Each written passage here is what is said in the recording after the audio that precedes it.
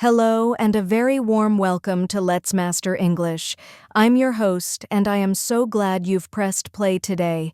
Whether you're on your morning run, sitting on a busy train, or in a quiet room ready to focus, thank you for making time for your English.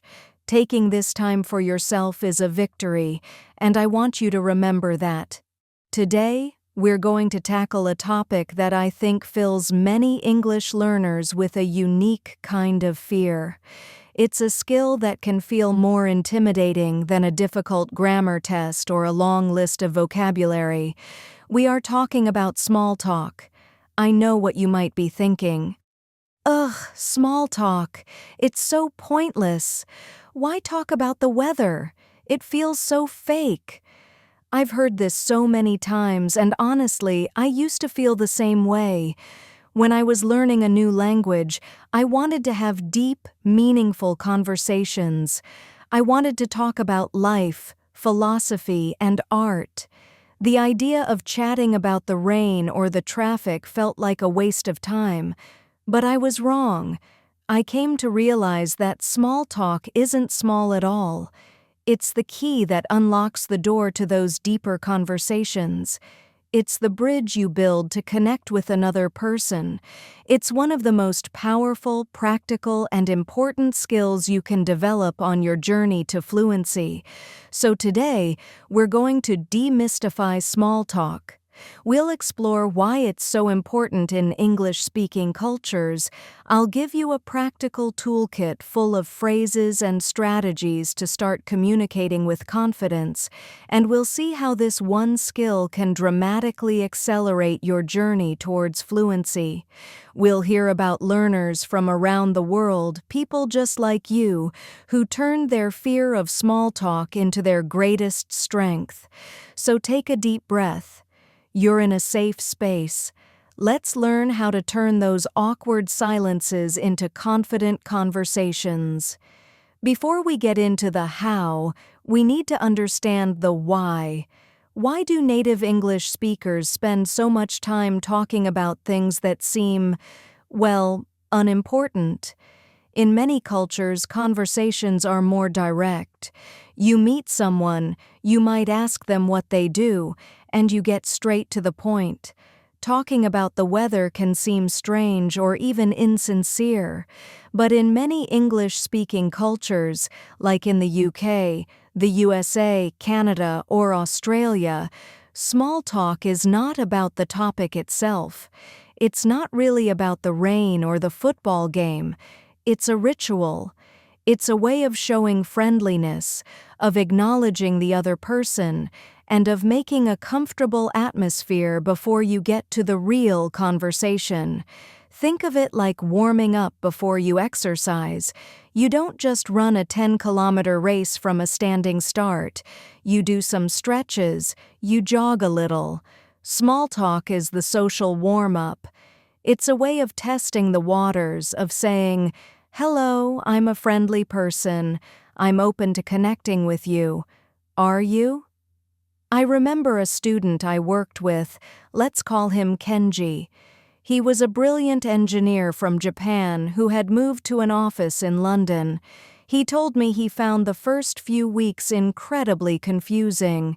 He would go to the kitchen to make tea, and his British colleagues would say things like, "Bit chilly out there today, isn't it?" Or, "Looking forward to the weekend?" Kenji was used to a more formal and task-focused work environment. He would just nod or say yes, and then feel awkward. He thought, "Why are they telling me it's cold? I have a window. I know it's cold." He felt isolated and thought his colleagues didn't want to talk to him about work. But then we talked about it, and he had a light bulb moment. He realized they weren't talking about the weather. They were inviting him to connect. They were being friendly. So Kenji decided to try. The next day in the kitchen, a colleague said, "Morning, Kenji. Awful weather we're having." Instead of just nodding, Kenji took a breath and said, "Yes, it's terrible. It makes me miss the sunshine in my hometown." The colleague's face lit up. "Oh, where are you from?" And suddenly, they were having a real conversation. They talked for 5 minutes about Japan, about London, about travel. That small, simple interaction changed everything for Kenji. He started to feel like a part of the team. This is the first secret power of small talk. It's a cultural key. It signals that you understand the social rules and that you are willing to participate. It builds comfort and trust, which is the foundation for any relationship, whether it's with a colleague, a neighbor, or a new friend. The second secret power is that it's a safe space to practice. Think about it. The topics are simple and repetitive. The grammar is usually straightforward, present tenses, past simple. The vocabulary is limited. This makes it the perfect low-pressure training ground for your English skills. If you try to have a deep conversation about politics and you make a grammar mistake, it might feel very stressful. But if you say, "The weather were nice yesterday," instead of, "The weather was nice yesterday," who cares? The other person will understand you perfectly, and the stakes are incredibly low. Every small talk conversation is a chance to practice your speaking and listening in a real-life situation without the fear of a major failure. It's like a video game on the easy setting, designed to help you build your skills and your confidence. So I want you to try and change your mindset. Small talk isn't a pointless, boring task.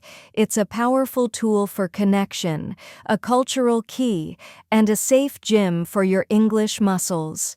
Okay, so you're ready to embrace the power of small talk.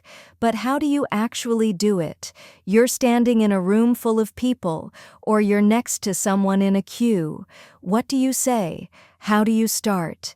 The fear of that first sentence can be paralyzing. I want to give you a practical toolkit, a set of strategies and phrases that you can use immediately. First, let's deal with the fear. The fear you feel is normal. You're afraid of making a mistake, of the other person not understanding you, of having nothing interesting to say, or of being boring. Every single language learner feels this. The secret is not to wait for the fear to disappear. The secret is to feel the fear and do it anyway. Every time you start a conversation, you are being brave. And your confidence will grow with every single attempt, successful or not. Now, for the practical strategy, I call it the ARE method. It's simple and easy to remember. Anchor, reveal, encourage. A is for anchor. An anchor is something you both share in that specific moment, in that specific place. It's your reason for starting the conversation. You anchor the conversation to the situation. The situation. This is a great party, isn't it? Wow, it's really busy in here today. This queue is moving so slowly.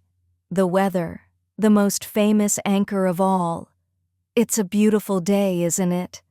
I can't believe how cold it is this week. I hope this rain stops soon. A compliment. I love your coat. That color is really nice. That's a really nice laptop bag. This is often a great positive way to start.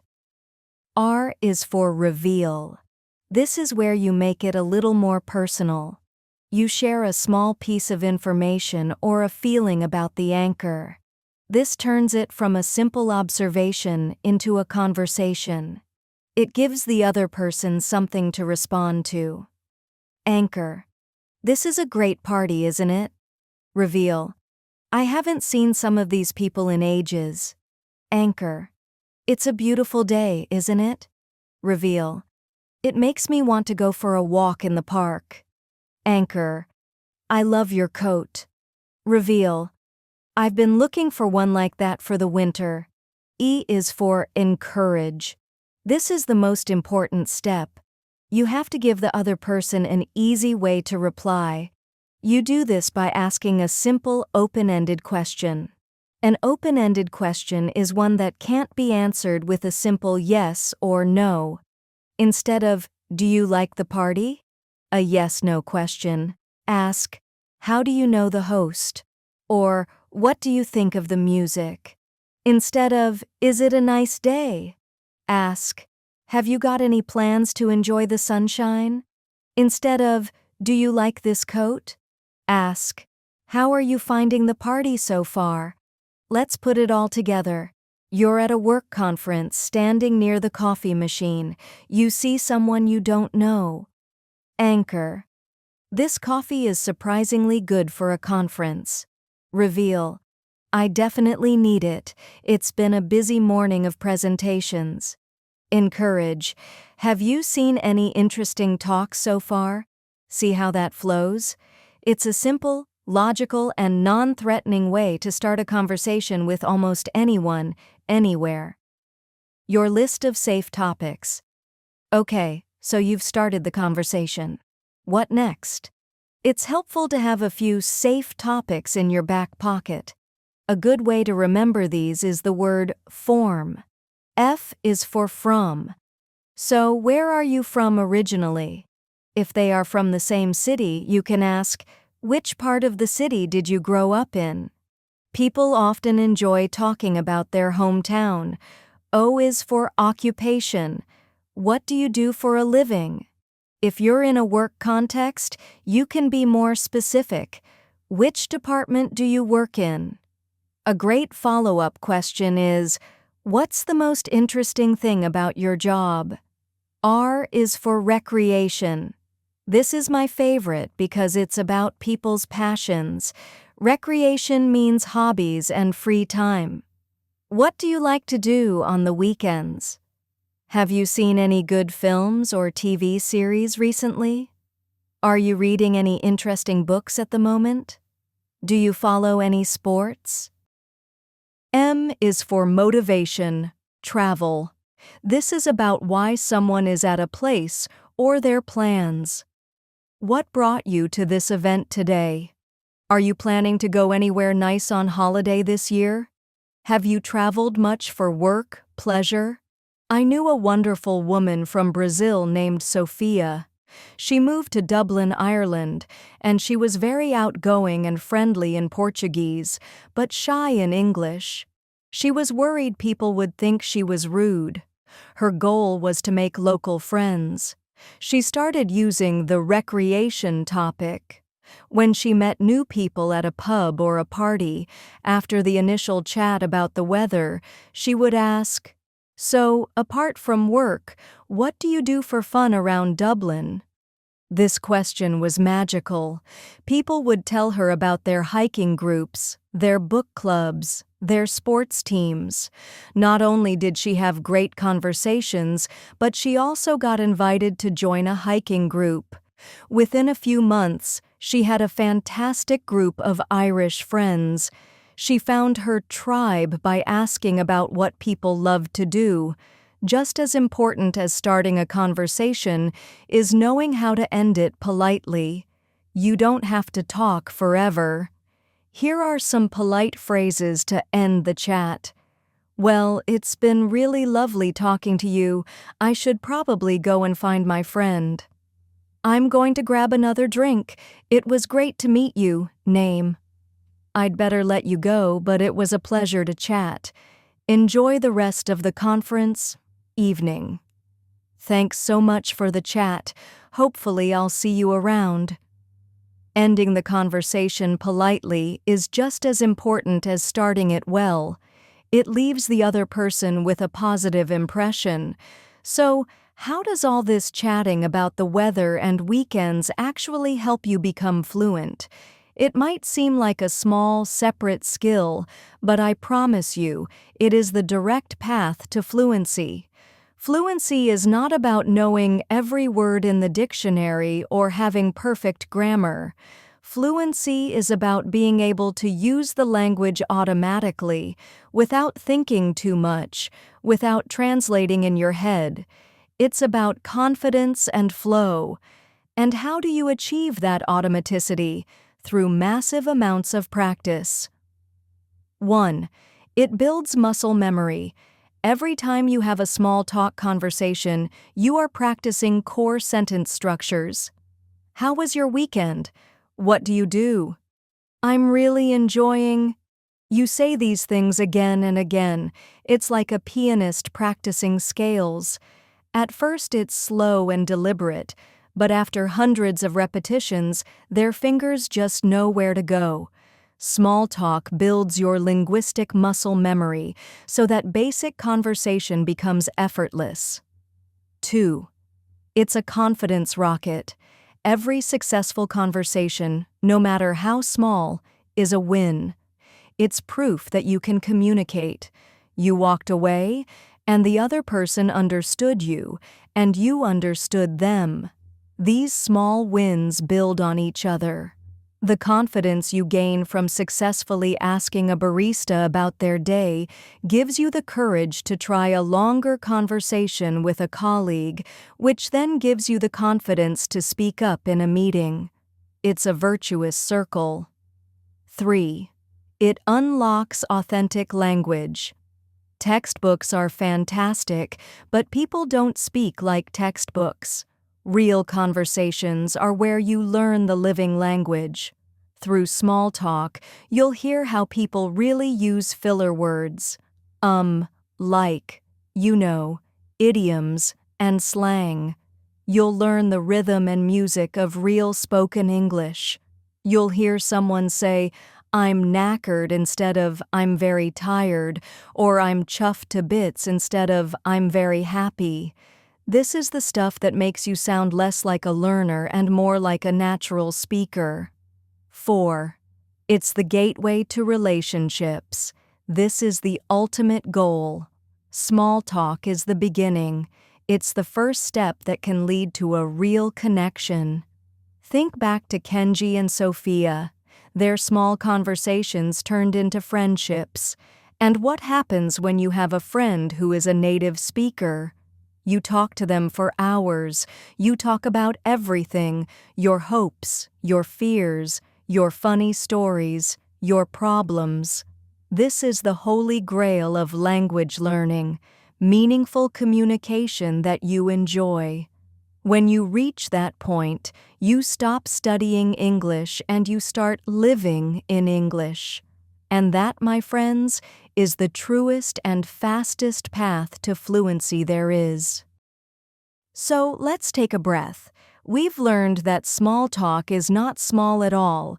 It's a cultural key, a warm-up for connection. It's a safe and powerful way to practice and build your confidence. We've filled your toolkit with the ARE method, the form topics, and phrases for starting and ending conversations gracefully. And we've seen how these small beginnings are the essential steps on the path to big fluency. I want you to leave this podcast feeling not just informed, but brave. I want you to see the next person you meet not as a threat, but as an opportunity. An opportunity to practice, to learn, to connect, and to be brave.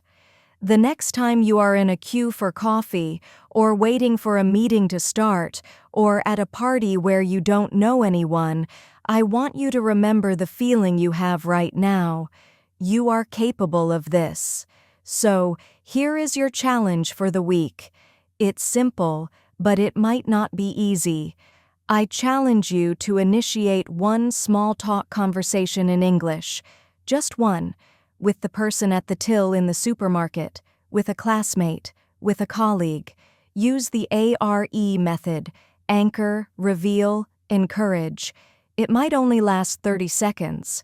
That doesn't matter. The goal is not to have a long conversation. The goal is to start. Remember that fluency is not built in a day of heroic study. It's built in 1,000 small, brave moments of connection. You can do this. Thank you so much for joining me on Let's Master English. I am cheering for you every step of the way. Until next time, be brave and happy learning.